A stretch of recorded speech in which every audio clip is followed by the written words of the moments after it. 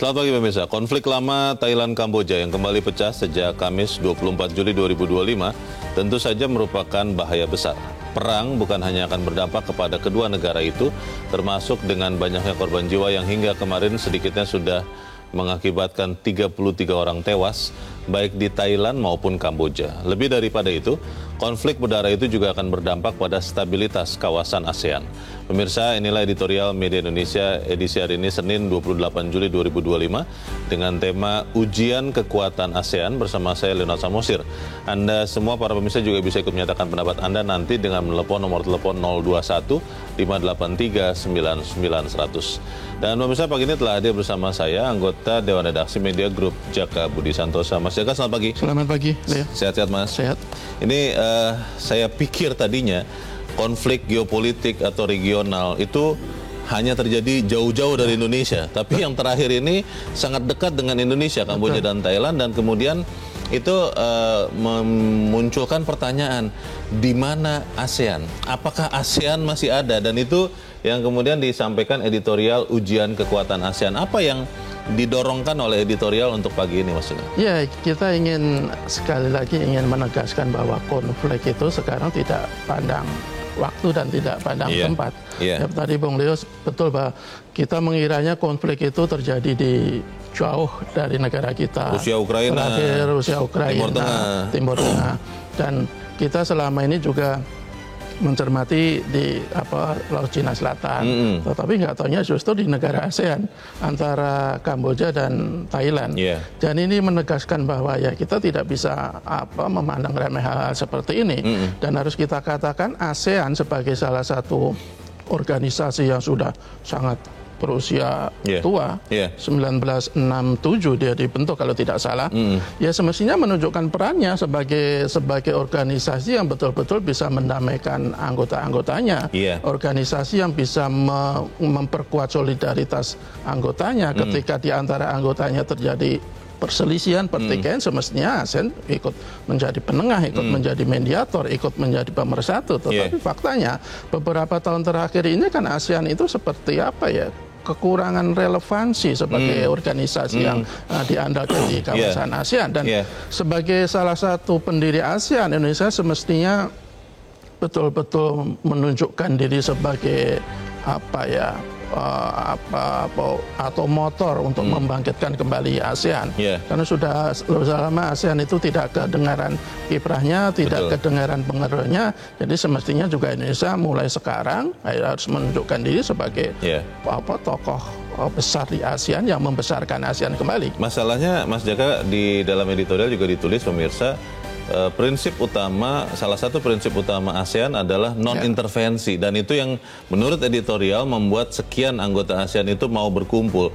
Non-intervensi ini kan menjadi pertanyaan saat ada konflik bersenjata, berdarah seperti ini, apakah itu akan terus dipertahankan, apakah Indonesia bisa mengubahnya? Kita akan bahas itu, Mas Jaka. Dan pemirsa, inilah editorial Media Indonesia untuk hari ini, Senin 28 Juli 2025, Ujian Kekuatan ASEAN.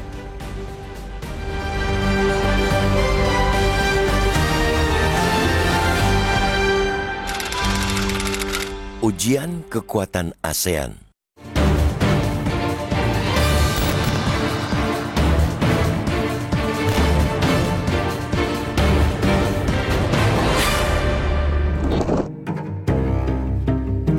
Konflik lama Thailand-Kamboja yang kembali pecah sejak Kamis 24 Juli tentu saja merupakan bahaya besar. Perang bukan hanya akan berdampak pada kedua negara, termasuk dengan banyaknya korban jiwa yang hingga kemarin sedikitnya sudah mencapai 33 orang, baik di Thailand maupun Kamboja. Lebih dari itu, konflik berdarah itu juga akan berdampak pada stabilitas kawasan ASEAN. Secara geografis saja, luasnya wilayah perbatasan yang saling bersinggungan membuat negara lain di kawasan semenanjung itu rentan terimbas. Pada bentrok saat ini pun, hal yang ditakutkan tersebut sudah terjadi dengan jatuhnya artileri Kamboja di Laos. Memang tidak ada laporan korban, tetapi insiden semacam itu bisa menjadi bensin bagi perang yang lebih besar. Sekarang pun para provokator sudah menghembuskan rumor bahwa insiden itu adalah kesengajaan Kamboja demi memancing Laos masuk dalam konflik. Di tengah situasi yang semakin memanas ini, peran ASEAN jelas sangat diharapkan. Namun ironisnya, sejak awal dibentuk lebih dari setengah abad lalu, ASEAN memang dikenal tidak memiliki taji terhadap anggota sendiri.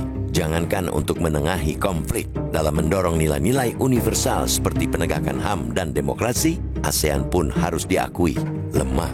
Hal itu berpangkal pada prinsip non-intervensi yang menjadi salah satu prinsip utama dalam piagam ASEAN. Harus diakui, prinsip non-intervensi itulah yang membuat negara-negara kawasan Asia Tenggara yang sejatinya syarat konflik sejarah dan sosial akhirnya mau bergabung dalam keanggotaan ASEAN. Namun harus diakui pula, di sisi lain prinsip itu sekaligus menjadi hambatan terbesar bagi ASEAN untuk maju dan memiliki kekuatan mengikat seperti organisasi-organisasi kerjasama di kawasan Eropa. Betapapun seolah menciptakan kedamaian, prinsip lama ASEAN pada akhirnya membuat organisasi ini dikerdilkan oleh anggota sendiri. Kelemahan tersebut bisa dilihat dalam konflik Thailand-Kamboja terkini. Upaya PM Malaysia Anwar Ibrahim sebagai pemegang ketua ASEAN saat ini untuk menjembatani perundingan dicueki oleh Thailand dan Kamboja. Keduanya sama-sama menegaskan tidak ingin ada keterlibatan pihak ketiga. Akan tetapi, sikap kedua negara itu justru berbeda 360 derajat terhadap upaya serupa dari Presiden AS Donald Trump.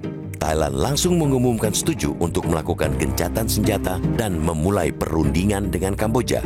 Ini seperti mengulang cerita lama sekitar 14 tahun lalu ketika ASEAN juga dipermalukan serupa dalam konflik Thailand-Kamboja. Kala itu Kamboja meminta bantuan Dewan Keamanan PBB untuk menjadi penengah. DKPBB kemudian menunjuk Indonesia yang memegang jabatan ketua ASEAN untuk turun tangan. Namun setelah pertemuan 3 negara di Bogor, Thailand kemudian menolak menjalankan hasil kesepakatan untuk penempatan observer dari Indonesia.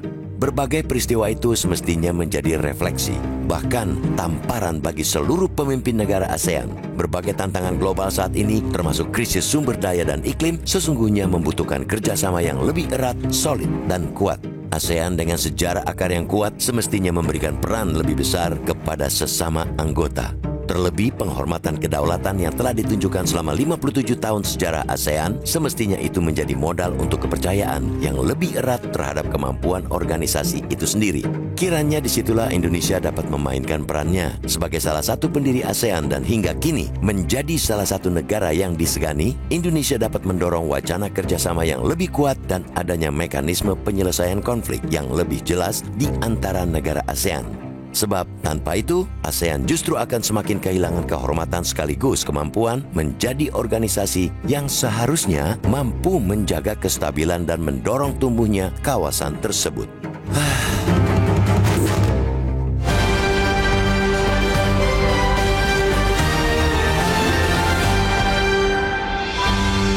Di bagian berikut Anda bisa ikut menyatakan pendapat Anda pemirsa. Untuk saat ini tetaplah bersama kami.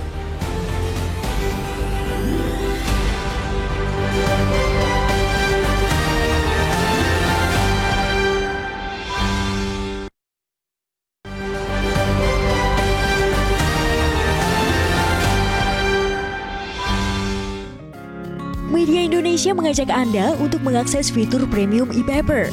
Dengan sajian konten berbasis intelektual dan meneguhkan kebangsaan, Media Indonesia tampil dengan lebih dinamis melalui e-paper Media Indonesia yang dapat Anda akses kapan saja, di mana saja. Caranya mudah, download aplikasi Media Indonesia di Android atau ketik link e-paper.mediaindonesia.com atau bisa scan QR Code pada layar kaca Anda.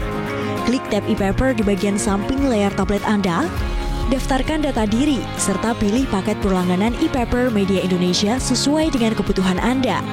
Nikmati juga bonus spesial tambahan 4 halaman rubrik fokus setiap hari. Semua bisa Anda dapatkan hanya di e-paper Media Indonesia. Untuk informasi lebih lanjut, hubungi customer service di nomor 0811 1201 2018 atau kunjungi media sosial @Media Indonesia.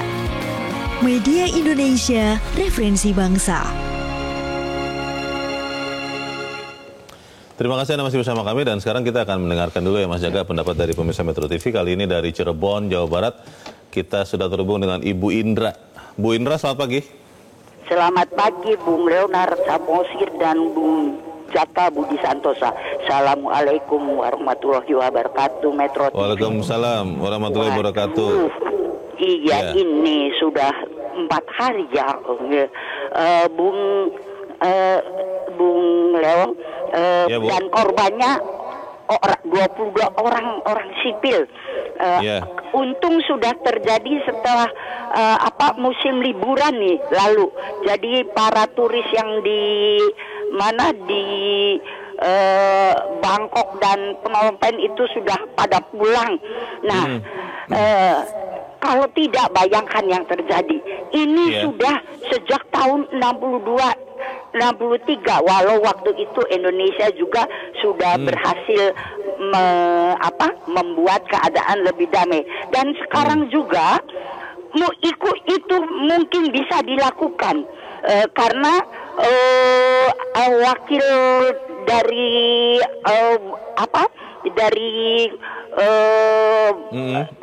dari Kamboja itu menginginkan gencatan senjata segera tanpa syarat.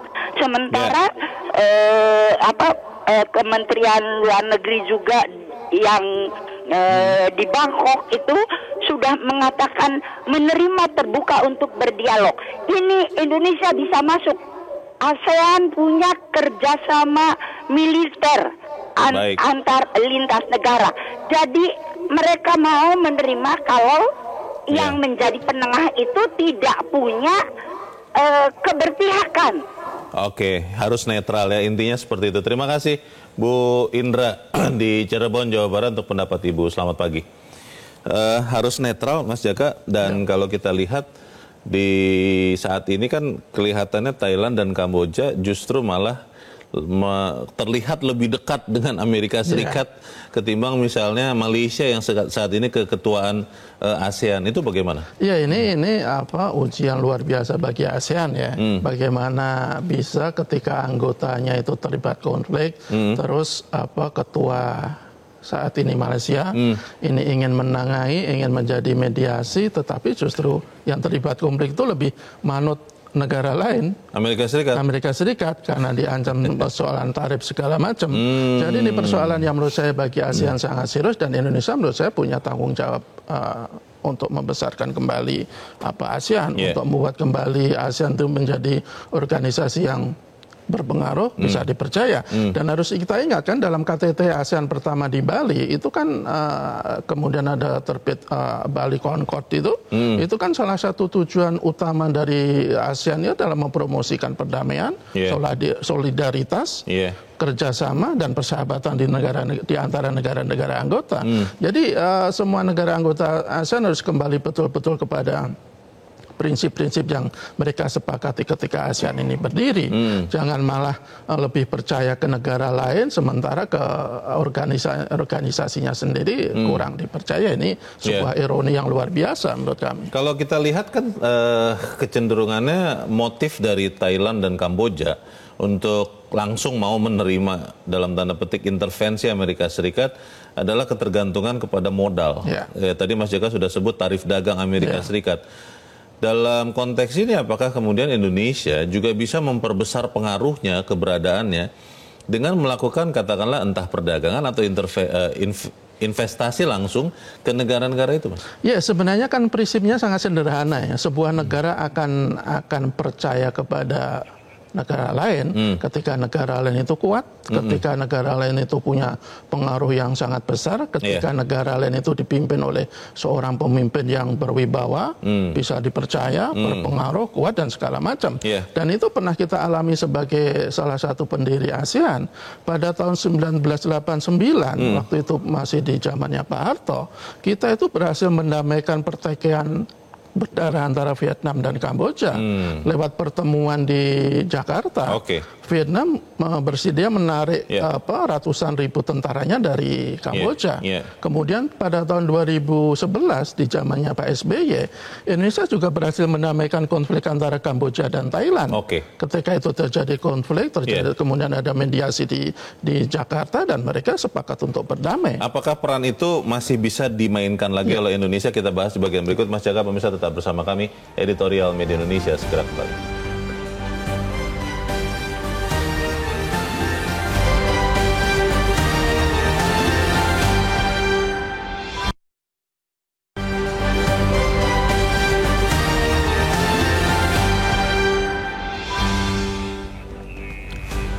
Terima kasih Anda bersama kami dan kita ada di bagian akhir diskusi kita pagi ini. Mas Jaka, ada yang berpikir begini, kalau prinsip non intervensi ASEAN itu tetap ada, akhirnya ketika ada konflik antar anggota seperti Kamboja, Thailand sekarang, ASEAN tidak berdaya karena prinsipnya non intervensi. Bagaimana kalau non intervensi ini diperbaiki dengan kemungkinan intervensi kalau ini membahayakan kemanusiaan? Ya mungkin intervensi secara tidak langsung ya. Bukan berarti harus ketika ada konflik tiba-tiba saja langsung menurunkan pasukan atau apalah segala macam perdamaian. Tetapi yang pasti begini, sebenarnya kan ASEAN itu menurut kami itu butuh tokoh besar lah. Tokoh yang disegani, tokoh yang berpengaruh, tokoh yang berwibawa. Sekali lagi meskipun prinsipnya non intervensi, toh ada beberapa kali juga kita juga bisa mendamaikan konflik di antara mereka kok. Tadi kita sebut 1989, 2011. Tetapi belakangan memang ASEAN itu dalam tanda kutip itu tidak dianggap ketika negara-negara ASEAN melakukan pertemuan di Indonesia untuk menyikapi persoalan di Myanmar misalnya. Meskipun sudah ada keputusan-keputusan, toh itu juga nggak dijalankan dan ASEAN memang tidak bisa melakukan apa-apa. Jadi menurut saya Indonesia masih punya potensi untuk kembali menjadi negara yang disegani di kawasan ASEAN, kembali menjadi negara yang bisa mempersatukan kembali ASEAN. Tetapi dengan catatan ya Indonesia sendiri harus menunjukkan bahwa kita itulah negara yang besar, negara yang kuat, negara yang betul-betul demokratis, negara yang betul-betul menjunjung tinggi HAM, negara yang betul-betul luar biasa dalam melakukan pemberantasan terhadap korupsi. Selama hal itu tidak kita lakukan, saya pikir kok negara-negara ASEAN lainnya juga tidak lagi terlalu menganggap kita. Jadi ini tugas dari Pak Prabowo. Mudah-mudahan Pak Prabowo dengan latar belakangnya sebagai seorang militer, pergaulan internasional juga sangat kuat, ya mungkin bisa mengembalikan keberadaan kita di ASEAN sebagai pendiri sekaligus negara yang paling berpengaruh. Dan peran itu juga mungkin bisa dibumikan oleh Menteri Luar Negeri dengan lebih banyak lagi melakukan hubungan-hubungan bilateral dengan negara-negara anggota ASEAN dan juga sebagai ASEAN ya, karena itu juga yang diharapkan banyak orang, Mas. Iya, betul. Dan bisa jadi juga begini, menurut saya salah satu fokus yang mesti harus dilakukan oleh pemerintahan Prabowo, ya fokus dulu ke ASEAN lah. Kalau selama ini kan Pak Prabowo itu terlalu bagus, mungkin tujuannya bagus untuk menarik investasi, untuk mengukuhkan posisi kita di dunia internasional. Tetapi kalau di organisasi yang paling dekat kita tidak punya gigi, ya menurut saya agak ironi juga. Jadi menurut saya pertama Indonesia harus betul-betul menjadi negara yang berpengaruh di ASEAN, sehingga ketika terjadi konflik seperti ini kita punya peluang atau punya kesempatan yang besar untuk menjadi juru damai. Kalau sekarang mungkin saya juga bisa memaklumi karena kan sekarang ketuanya itu kan Malaysia ya. Bisa jadi kalau kita tiba-tiba masuk menjadi mediasi mungkin tidak elok juga. Atau bersama-sama Malaysia. Ya, semestinya begitu, bisa bersama-sama Malaysia, meminta Malaysia untuk kerja bareng untuk menjadi mediator. Jadi jangan sampai ASEAN itu ya dianggap ada, tetapi sebenarnya kan tidak ada. Justru anggapan itu kan oleh anggotanya sendiri. Hanya formalitas saja. Formalitas saja. Atau orang Jakarta bilang ASEAN itu terkenal dengan stasiun MRT-nya saja. Hanya itu yang kemudian kita tahu. Tapi kita berharap kembali lagi bahwa kemudian ASEAN ini masih tetap berfungsi dan Indonesia memainkan peran utama di situ ya. Dan yang paling penting menurut saya ini adalah mengkonfirmasi bahwa perang itu bisa terjadi di mana saja, setiap saja, dan kita harus siap menghadapi itu. Kalau Panglima TNI kemarin ya apapun negara kita itu harus siap. Maka kalau kita ingin damai ya kita harus siap berperang kan. Ya kita tidak mengharapkan perang, tapi apapun antisipasi itu harus kita lakukan. Kita harap Indonesia akan memainkan peranannya. Mas Jaka, terima kasih sudah hadir tempat ini. Selamat pagi, Mas. Sama-sama. Pagi. Pemirsa, sebagai salah satu pendiri ASEAN, Indonesia harus mendorong kerjasama lebih kuat dan mekanisme penyelesaian konflik antar anggota ASEAN. Dengan demikian, ASEAN bisa jadi kekuatan yang menjaga perdamaian dunia dimulai dari anggotanya sendiri. Saya Leonard Samusi, terima kasih Anda sudah menyimak editorial Media Indonesia untuk pagi ini. Terus jaga kesehatan Anda, terus jaga nurani Anda. Selamat pagi, sampai jumpa.